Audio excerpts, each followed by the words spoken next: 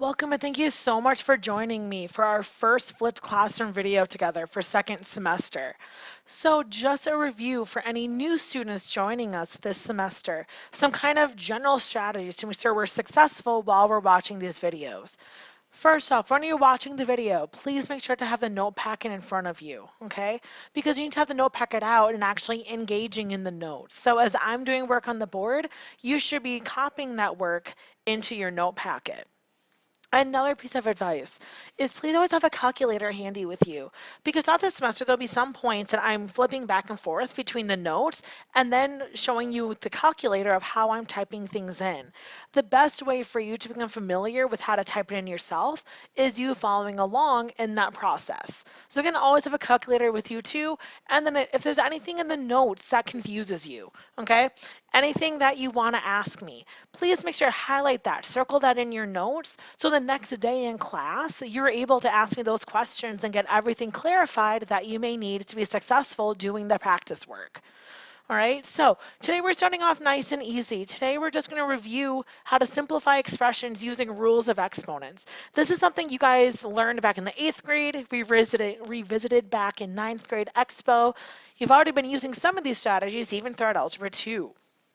So let's just go through and briefly recall how to handle some of these problems. So we're going to simplify and rewrite each expression using only positive exponents. Remember, no negative exponents left in any answer when we're doing work with this. So as we go through, basic multiplying strategy, okay? That's what the first one is getting at. Basic multiplying strategy is you can multiply the normal numbers. So 5 times negative 3 is negative 15. And then when multiplying, you are adding exponents. So 3 plus negative 4 is going to leave me an a to the negative 1. Obviously, again, we talked about not having any negative exponents. So if I don't want any negative exponents, remember what I need to do is I actually have to move that a down to the bottom so its exponent can flip to be positive. And of course, if I just have an a to the 1, recall I really don't have to show that first power, right? I can just leave it written like this, and that would be perfectly legitimate for my answer. Remember for division. So our next example is a division problem. So for division, remember, we're not adding exponents anymore. Now we're subtracting our exponents. So that 4, well, nothing changes with the 4. It's the only regular number in the problem. But now I have a to the first divided by a to the 5.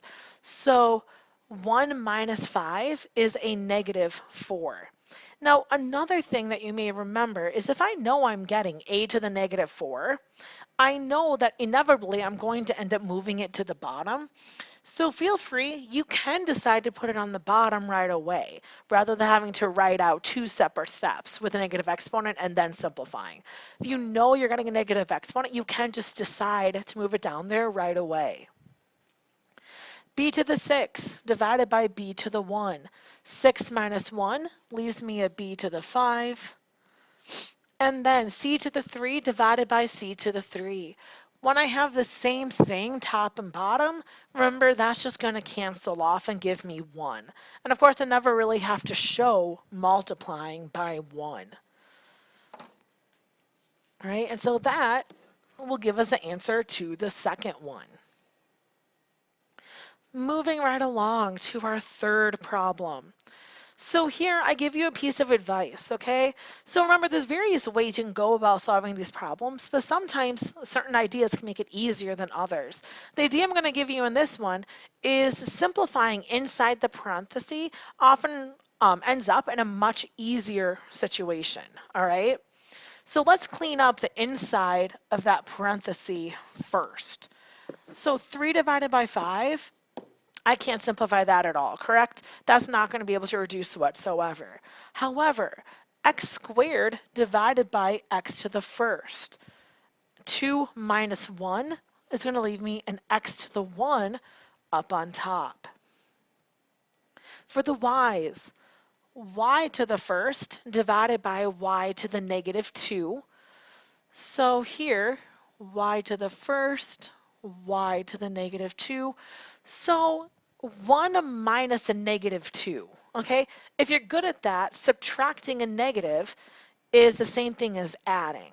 So 1 plus 2 gives me a y to the 3. Or you could think of it as, if I have this negative exponent on bottom, wouldn't that be the same thing as moving that up top?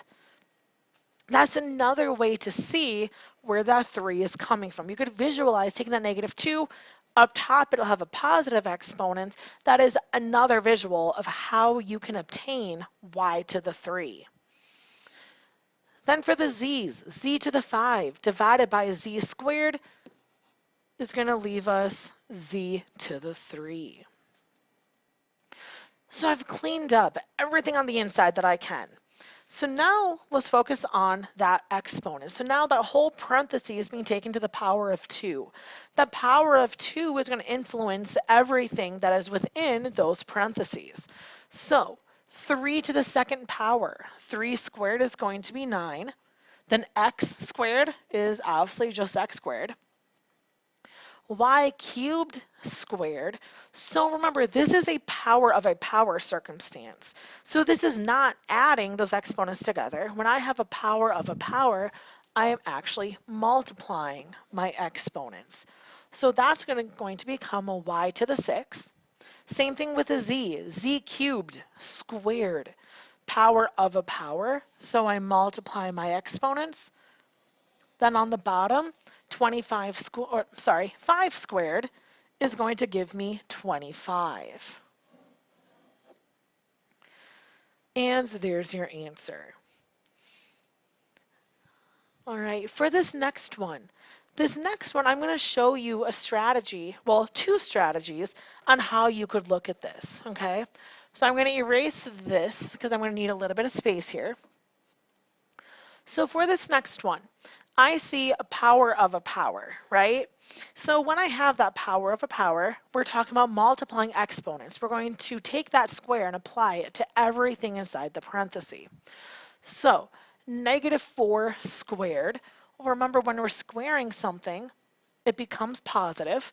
So that's going to be a positive 16. Power of a power. So x to the negative 3 squared. Multiply to get a negative 6.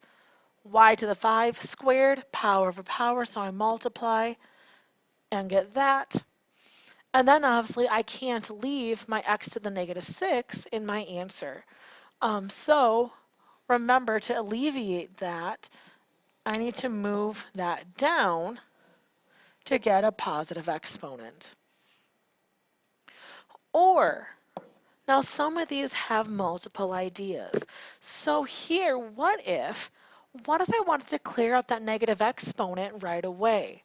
So what if I decided that I wanted to move that down right away? And I want to convince you that that is going to be exactly the same thing, okay? So now let's take that power of 2 and distribute it everywhere. So negative 4 squared, we talked about, squaring something always results in a positive value. Y to the 5 squared, so again, power of power means I multiply. X cubed squared, again, power for power, so I multiply. Notice both of those strategies got me to exactly the same place. So that's something you're going to see is very common in these, and something you probably remember back in Expo, is as you're working through these, there can be multiple strategies, multiple orders of things that you can do these in, okay? And let's look at one last example. And again, this one is going to have 2 separate ways we could think about this. All right, and I'm going to show you both and show you that they're going to ultimately give you the same thing. Now, no matter which method that you choose, I do have to resolve all of this before incorporating the r squared t into it, okay? Because that parenthesis has a power, I have to resolve that first before I can start multiplying anything else inside, okay? So that's going to be true no matter which of these 2 ways that I'm going to go about doing it. So the first way that I'm going about doing it is I'm just going to take that negative exponent and I'm going to apply it into my parenthesis. So I'm going to get 2 to the negative 3 power of a power. So multiply 3 times negative 3 to get r to the negative 9.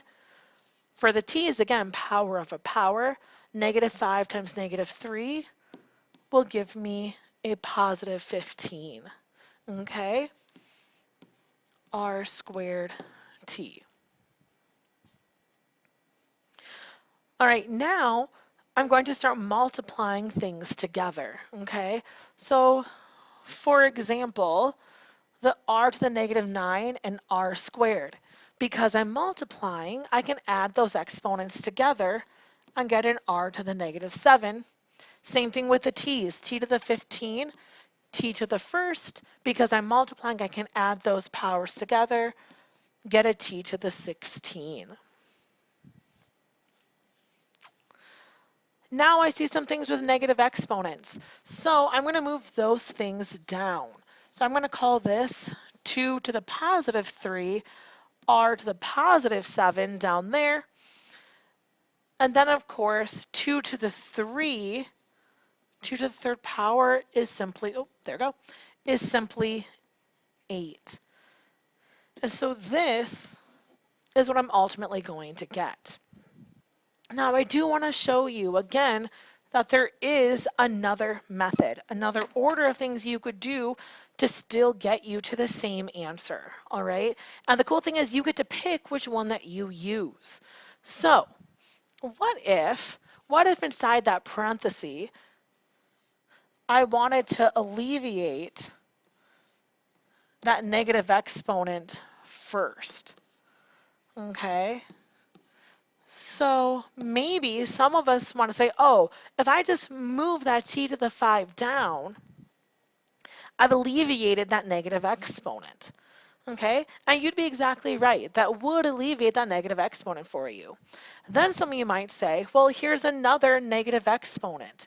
Okay, that negative 3. So remember, when you have an entire fraction taken to a negative exponent, okay, remember that actually flips your entire fraction.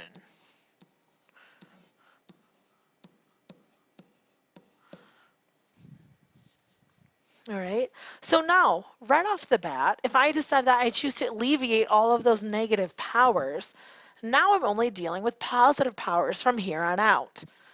So power of a power, so 5 times 3 gives me 15. 2 to the third power, when normal numbers, you just take the power. 2 to the third power is 8.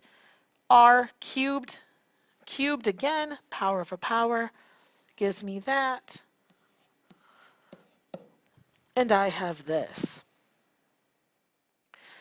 Now, obviously, to finish this off, now I have my t's, t to the 15 times t to the first, so I can add my exponents. For my r's, I have r squared divided by r to the 9. Because I'm dividing, now I subtract the exponents. 2 minus 9 gives me negative 7, which would go right on the bottom.